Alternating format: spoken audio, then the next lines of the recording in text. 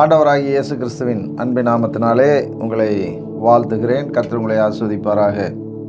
குணமாற தின தியானம் என்ற நிகழ்ச்சியின் வாயிலாக உங்களை சந்திப்பதிலே நான் மிகவும் மகிழ்ச்சி அடைகிறேன். கடந்த நாட்களிலே நாம் நன்மை செய்ய வேண்டும் என்பது தேவனுடைய சித்தமாக இருக்கிறது என்று சொல்லி நாம் பார்த்தோம். அதிலே ஆண்டவராகிய இயேசு கிறிஸ்து நன்மை செய்கிறவராயும் பிசாசின் வல்லமையில் அகப்பட்ட யாவரையும் விடுதலையாக்குகிறவராயும் சுற்றி திரிந்தார் என்று சொல்லி நாம் பார்க்கிறோம். நம்மை படைத்த ஆண்டவர் அவருடைய சாயலாகவே நம்மை படைத்திருக்கிறபடியினால் நாமும் இந்த உலகத்திலே நன்மை செய்ய வேண்டும் என்று சொல்லி ஆண்டவர் விரும்புகிறார். ஆகையினாலே நாம் எப்படி நன்மை செய்வது என்று சொல்லி சொன்னால், ஆண்டவர் எப்படி நன்மை செய்தாரோ அதை பின்பற்றி நாம் நன்மை செய்ய வேண்டும் என்பதுதான் ஆண்டவருடைய விருப்பம். அதை ஆண்டவர் எப்படி நன்மை செய்தார் என்பதை குறித்து ஒரு வேத பகுதியிலே நாம் வாசிக்கலாம். சங்கீதம் 146 அதிகாரம் 7வது வசனத்திலிருந்து 9வது வசனம் வரையிலும் வாசிக்க நாம் கேட்கலாம். அவர் ஒடுக்கப்பட்டவர்களுக்கு நியாயம் செய்கிறார், பசியாயிருக்கிறவர்களுக்கு ஆகாரம் கொடுக்கிறார், கட்டுண்டவர்களை கர்த்தர் விடுதலையாக்குகிறார், குருடரின் கண்களை கர்த்தர் திறக்கிறார், மடங்கடிக்கப்பட்டவர்களை கர்த்தர் தூக்கி விடுகிறார், நீதிமான்களை கர்த்தர் சிநேகிக்கிறார், பரதேசிகளை கர்த்தர் காப்பாற்றுகிறார். அவர் திக்கற்ற பிள்ளையையும் விதவையையும் ஆதரிக்கிறார், துன்மார்க்கரின் வழியோ கவிழ்த்து போடுகிறார்.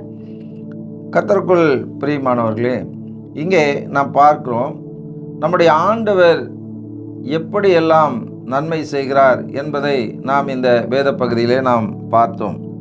முதலாவது, அவர் ஒடுக்கப்படுகிறவர்களுக்கு நியாயம் செய்கிறார் என்று சொல்லி சொல்லப்பட்டிருக்கிறது.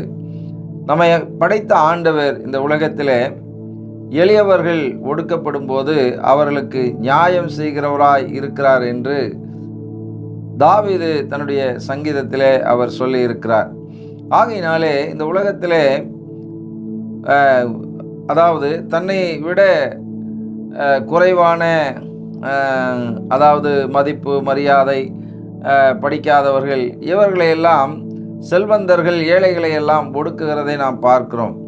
ஆனால் அதே செல்வந்தர்களுக்கு அதே நிலைமை வருவதை நாம் இந்த உலகத்தில் நாம் பார்க்கிறோம். இன்றைக்கு செல்வந்தனாக இருக்கிறவன் நாளைக்கு அவன் ஏழையாக இந்த உலகத்தில் வாழ்கிறதை. ஏனென்றால் ஏழையை ஒடுக்கிறவன் அவன் அதற்கேற்ற நியாய தீர்ப்பை பெறுவான் என்று சொல்லப்பட்டிருக்கிறது. ஆகையினாலே நம்முடைய ஆண்டவர் ஒடுக்கப்படுகிறவர்களுக்கு நியாயம் செய்கிறார் என்று சொல்லியிருக்கிறது. ஆகையினாலே யாரெல்லாம் ஒடுக்கப்படுகிறார்களோ அவர்களுக்கு நாம் நியாயம் செய்ய வேண்டும் என்று ஆண்டவர் விரும்புகிறார். அதே போல பசியாய் இருக்கிறவர்களுக்கு ஆகாரம் கொடுக்கிறார் என்று சொல்லி சொல்லப்பட்டிருக்கிறது. மார்க் எழுதின சுவிசேஷத்திலே 8ஆம் அதிகாரத்திலே நாம் 2 முதல் 9 வரைக்கும் நம்ம வாசித்தோம் என்று சொன்னால், அங்கே ஆண்டவராகிய இயேசு 3 நாட்களாக தம்முடைய சீசர்களுக்கு, தன்னை தேடி வந்த மக்களுக்கு அவர் உபதேசம் பண்ணி கொண்டிருக்கிறார். அதை கேட்டுக்கொண்டிருந்தவர்கள் அவர்களை வீட்டுக்கு அனுப்பிவிடும்போது தம்முடைய சீசர்களிடத்திலே அவர் சொல்லுகிறார், இவர்களை நான் அனுப்பிவிட்டால் இவர்கள் வழியிலே சோர்ந்து போவார்கள், இவர்கள் 3 நாளாய் ஒன்றும் சாப்பிடவில்லை என்று சொல்லி ஆண்டவர் அங்கே எல்லா மக்களுக்கும் அவர் மீனையும் ஒரு ரொட்டி துண்டையும் அவர் ஆசீர்வதித்து அவர் 4000 பேர் சாப்பிட்டார்கள் என்று அங்கே சொல்லப்பட்டிருக்கிறது. ஆகையினாலே நாம் பசியாக இருக்கிற ஜனங்களை காணும்போது அவர்களுக்கு எப்படியாகிலும் நாம் ஆகாரம் கொடுக்க வேண்டும் என்று சொல்லி நாம் நினைத்து யாரெல்லாம் பசியாக இருக்கிறார்களோ அவர்களுக்கு ஆகாரம் கொடுக்க வேண்டும் என்று ஆண்டவர் விரும்புகிறார். அதே போல கட்டப்பட்டவர்களை அவர் ஆண்டவர் விடுதலையாக்குகிறார் என்று வேதம் நமக்கு சொல்லுகிறது. லூக்கா எழுதின சுவிசேஷத்தில் 13ஆம் அதிகாரம் 16வது வசனத்திலே ஒரு சம்பவத்தை நாம் பார்க்க முடியும். அது என்னவென்று சொன்னால், 18 வருடமாய் பிசாசினாலே ஒரு சகோதரி கட்டப்பட்டிருக்கிறாள். அவள் வெகு காலமாக பிசாசினாலே கட்டப்பட்டிருக்கிறாள் என்று சொல்லி அறிந்து ஆண்டவர் இயேசு அந்த சகோதரியை அந்த பிசாசின் பிடியிலிருந்து, பிசாசின் கட்டிலிருந்து விடுதலையாக்குகிறார் என்று சொல்லி நாம் அங்கே பார்க்க முடியும். அடுத்ததாக மடங்கடிக்கப்பட்டவர்களை கர்த்தர் தூக்கி விடுகிறார் என்று சொல்லப்பட்டிருக்கிறது. சங்கீதக்காரன் தாவீது 18வது சங்கீதத்திலே சொல்லும்போது, நான் புழையான சேற்றிலே மடங்கடிக்கப்பட்டு கிடந்தேன், பாவ சேற்றிலே நான் கிடந்தேன், கர்த்தர் என்னை தூக்கிவிட்டார் என்று சொல்லி அங்கே அவர் சொல்லுகிறதை நாம் பார்க்கிறோம். ஆகையினாலே யாரெல்லாம் இந்த உலகத்திலே பாவத்திலே சிக்கி தவித்து கொண்டிருக்கிறார்களோ அவர்களையெல்லாம் நாம் விடுவிக்க வேண்டும் என்று சொல்லி ஆண்டவர் விரும்புகிறார். ஆகையினாலே நாமும் நம்முடைய சுற்றுப்பகுதியில் இருக்கிற ஜனங்கள் பாவ சேற்றிலோ அல்லது வியாதியிலோ வறுமையிலோ பிசாசிலோ அவர்கள் சிக்கியிருப்பார்கள் என்று சொன்னால் அவர்களை விடுவிப்பதற்கு நாம் முயற்சி செய்ய வேண்டும், அதற்காக ஜெபிக்க வேண்டும். அடுத்ததாக நாம் பார்ப்போம் என்று சொன்னால், நீதிமானை கர்த்தர் சிநேகிக்கிறார் என்று சொல்லி. இந்த உலகத்திலே நாம் வாழும்போது நீதிமான்களை காண்பது மிக அரிதாகத்தான் இருக்கிறது. நன்மை செய்கிறவன் ஒருவனும் இல்லை என்று சொல்லி ஆண்டவர் சொல்லுகிறார். தேவனை தேடுகிற உணர்வுள்ளவன் ஒருவனும் இல்லை என்று சொல்லி ஆண்டவர் சொல்லுகிறார். ஆனால் ஆபிரகாம் நீதிமான் என்று நம்முடைய வேத புத்தகத்திலே நமக்கு ஆண்டவர் சொல்லி கொடுத்திருக்கிறார். ஆபிரகாம் நீதிமானாய் இருந்தான் என்று சொல்லப்பட்டிருக்கிறது.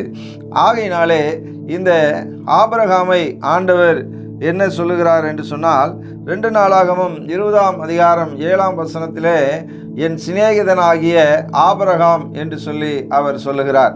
ஆகையினாலே ஆபிரகாம் நீதிமானாய் இருந்தபடியினாலே அவனை சிநேகிதனாக ஆண்டவர் வைத்திருந்தார்.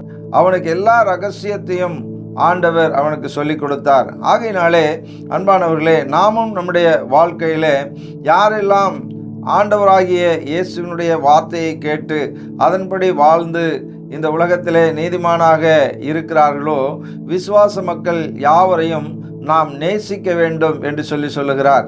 ஆண்டவராகிய இயேசுவை விசுவாசிக்கிறதுனாலே நாம் நீதிமான்கள் ஆக்கப்படுகிறோம் என்று சொல்லி ரோமருக்கு எழுதின நிருபத்திலே பவுல் அந்த ஜனங்களுக்கு சொல்லுகிறார். ஆகையினாலே நாமும் கூட நாம் இந்த உலகத்திலே ஆண்டவர் இயேசுவை யாரெல்லாம் விசுவாசிக்கிறார்களோ அவர்களெல்லாம் நீதிமான்களாக இருக்கிறார்கள்.